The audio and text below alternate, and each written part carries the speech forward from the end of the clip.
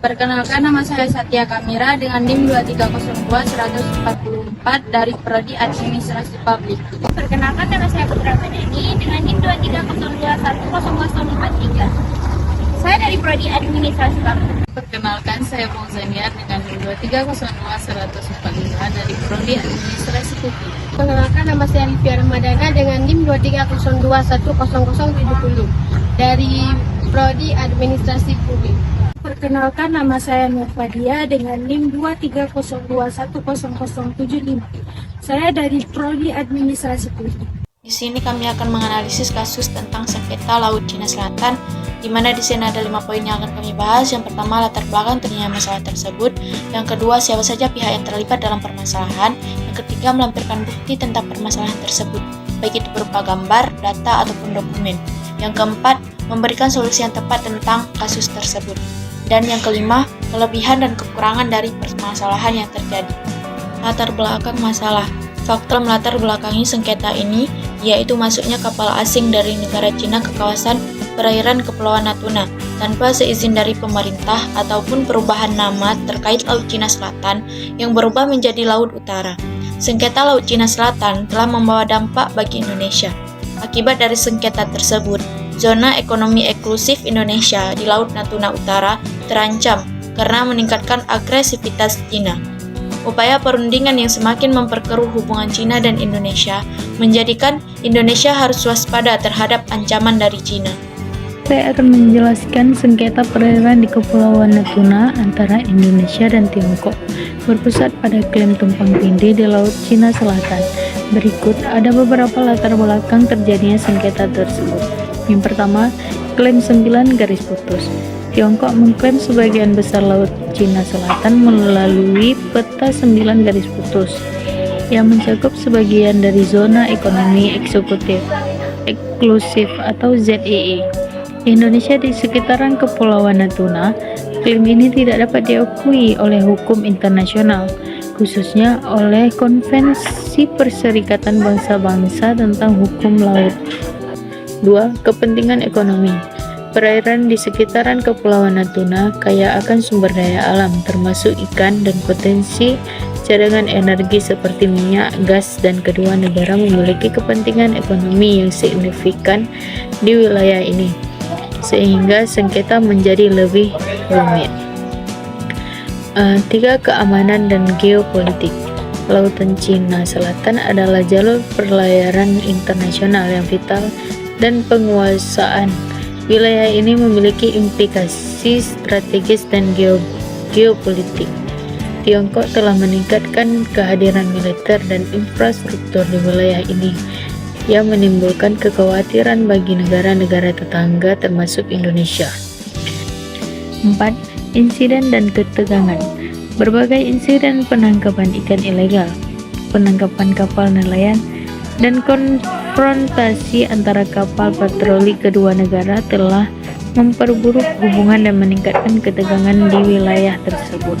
Di sini saya akan menjelaskan dalam sengketa perairan di Kepulauan Natuna dan Laut Cina Selatan ada beberapa pihak yang terlibat secara langsung maupun tidak langsung. Pihak-pihak utama yang terlibat dalam permasalahan tersebut adalah 1. Indonesia sebagai negara yang memiliki kelautan atas Kepulauan Natuna dan zona ekonomi eksklusif di sekitar Indonesia terlibat langsung dalam sengketa dengan Tiongkok terkait klaim perairan. Kedua, Tiongkok mengklaim sebagian besar Laut Cina Selatan melalui peta 9 garis putus yang mencakup perairan di sekitar Kepulauan Natuna sehingga memicu konflik dengan Indonesia. Ketiga, negara-negara yang terlibat adalah negara-negara ASEAN. Negara-negara seperti Vietnam, Filipina, Malaysia, dan Brunei juga memiliki klaim tumpang tindih di Laut Cina Selatan dan seiring terlibat dalam sengketa dengan Tiongkok meskipun tidak secara langsung terkait dengan sengketa Natuna. Dinamika regional mempengaruhi hubungan dan kebijakan negara-negara ASEAN terhadap Tiongkok. Keempat yang terlibat adalah Amerika Serikat. Sebagai kekuatan global dengan kepentingan strategis dan komersial di Asia Tenggara, Amerika Serikat seringkali mendukung negara-negara ASEAN dalam sengketa mereka dengan Tiongkok dan menekankan pentingnya kebebasan navigasi di Laut Cina Selatan. Yang kelima, organisasi internasional. Perserikatan Bangsa-Bangsa khususnya melalui Konvensi Perserikatan Bangsa-Bangsa tentang Hukum Laut UNCLOS memainkan peran penting dalam menetapkan kerangka hukum untuk menyelesaikan sengketa maritim. Putusan Pengadilan Arbitrase Internasional tahun 2016 yang menolak klaim 9 garis putus Tiongkok adalah salah satu contoh peran organisasi internasional dalam sengketa ini. Yang terakhir adalah kapal nelayan industri perikanan. Nelayan dari berbagai negara termasuk Indonesia dan Tiongkok terlibat langsung dalam insiden di perairan dan disengketakan terutama terkait aktivitas penangkapan ikan ilegal. Berikut ada bukti peta klaim 9 garis putus atau 9 Dead Line Tiongkok. Peta ini menunjukkan klaim 9 garis putus Tiongkok yang mencangkup sebagian besar lautan Cina termasuk wilayah perairan di seputaran Kepulauan Natuna. Baik, selanjutnya kita akan melihat kelebihan dan kekurangan dari kasus ini. Adapun kelebihan dari kasus ini yaitu yang pertama dari segi langsung dan fokus, yaitu langsung melibatkan pihak-pihak utama dalam sengketa yang memungkinkan dialog yang lebih fokus dan efektif. Sedangkan dari segi fleksibilitas yaitu memberikan fleksibilitas dalam menemukan solusi yang saling menguntungkan tanpa tekanan dari pihak ketiga. Adapun kekurangannya yaitu yang pertama keterbatasan implementasi. Kesepakatan mungkin sulit diimplementasikan jika salah satu pihak tidak berkomitmen penuh. Yang kedua ketergantungan, yaitu terlalu tergantung pada niat baik dan kepercayaan antara kedua negara yang bersengketa.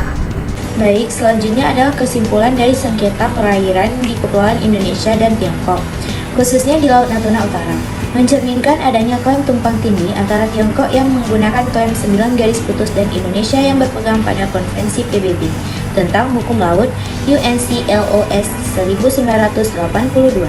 Meskipun klaim Tiongkok tidak diakui oleh banyak negara dan Mahkamah Arbitrase Internasional telah menolak klaim tersebut pada tahun 2016, Indonesia tetap menegaskan kedaulatannya melalui patroli militer dan penangkapan kapal-kapal asing yang melakukan penangkapan ikan ilegal di zona ekonomi eksklusif atau ZEE.